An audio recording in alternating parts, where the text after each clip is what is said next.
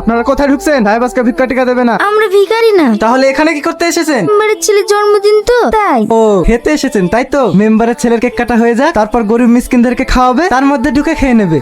চলো আমরা চলে যাই। না না, রাজুকে আমি কথা দিয়েছি। এ কি করতে এসেছে তাহলে? কি এই ওদের ঢুকতে দে। মা, আপনি এসেছেন, আমি খুব খুশি হয়েছি। এবার সবাই আসুন, কেক কাটি। থামুন, আপনাদের এখানে কে আসতে বলেছে? মা, আমি আসতে বলেছি ওদের। তুই চুপ কর। ম্যাডাম, আমাদের ভুল হয়ে গেছে, আমরা চলে যাচ্ছি। দাঁড়াও, কাকে কি বলছো প্রিয়া? তুমি জানো ওরা কারা? ওরা এখানে এমনি এমনি আসেনি প্রিয়া, ওরা এখানে এসেছে রক্তের টানে।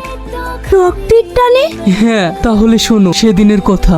ভাই, আপনার প্রস্তাবে আমি রাজি। আমার ছেলে আমার কাছে থাকলে না খেতে পেয়ে মারা যাবে, তার থেকে আপনার কাছে থাক, তাও তো সেখানে বেঁচে থাকবে। তোর ছেলেটাকে না পেলে তোর ভাবিকে আমি বাঁচাতে পারবো না। আমি চাই দুটো জীবনই বেঁচে থাক, আর তোর যখন যা প্রয়োজন হবে আমার কাছ থেকে নিয়ে যাবে। তোর ছেলেকে আমি মানুষের মতো মানুষ করব। হে নে টাকা। বোন, সেই দিন তোমার ছেলে মারা যায়নি, এই রাজুই তোমার হারানো মানি।